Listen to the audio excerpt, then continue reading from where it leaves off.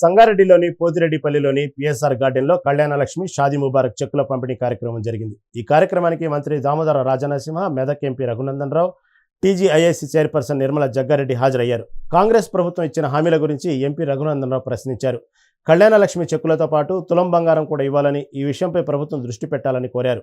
రాష్ట్రంలో వైద్య సేవలను మరింత మెరుగుపరచాలని, సిబ్బందిని ఏర్పాటు చేయాలని సూచించారు. బెనిఫిషియరీస్ అందరికి కూడా శుభాకాంక్షలు, అభినందనలు తెలియజేస్తా ఉన్నాను. ఇందాక మా శంకర్ గారు కాంగ్రెస్ ప్రభుత్వం ఇచ్చిన హామీల గురించి గుర్తు చేశారు కాబట్టి, జిల్లా మంత్రి గారు, సీనియర్ మంత్రి గారు కేబినెట్ లో మరి మాట చెల్లుబాటు అవుతుంది కాబట్టి అన్న కాంగ్రెస్ పార్టీ ఎన్నికల మేనిఫెస్టోలో కళ్యాణ లక్ష్మి షాదీ ముబారక్ చెక్కులతో పాటు ఇంకో మాట కూడా చెప్పారన్న.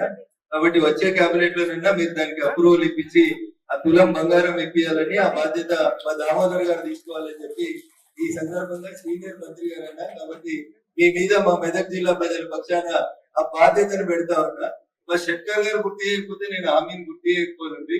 సార్ గుర్తు చేసిన మేము అన్ని చేస్తున్నాం అంటే నాకు ఇది ఒకటి కామ పెట్టిర్రు, ఇది ఒకటి మర్చిపోయారని గుర్తు చేస్తున్నా. గౌరవ మంత్రి గారు దయించి కేబినెట్ లో దాన్ని ఆమోదం పొందేలా చూస్తారని చెప్పి, ఎందుకంటే గతంలోనే వారు ఉప ముఖ్యమంత్రిగా పనిచేసారు, సీనియర్ నాయకులు, వారి మాట చెల్లుబాటు అవుతుంది కాబట్టి వారు అన్నట్టు ఇబ్బందులు ఉన్నా అదొకటి కూడా ఇప్పిస్తే ఈ జిల్లా ప్రజల తరఫున, రాష్ట్ర ప్రజల తరఫున మీకు అభినందనలుగా.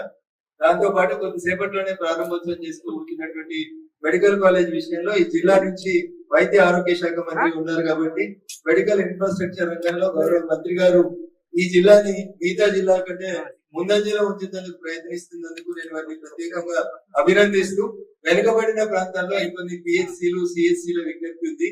అదే రకంగా రిక్రూట్మెంట్ కొంత అవసరం ఉందన్న, దయచేసి ఆ రిక్రూట్మెంట్ ని కూడా పెంచాలని, ఎక్కడైతే అవుట్ సోర్సింగ్ లో మెడికల్ విభాగంలో పనిచేస్తా ఉన్నారో వాళ్ళందరినీ కూడా దయాత్ర హృదయంతో పర్మనెంట్ చేయాలని చెప్పి కూడా మంత్రి గారికి సందర్భంగా విజ్ఞప్తి చేస్తూ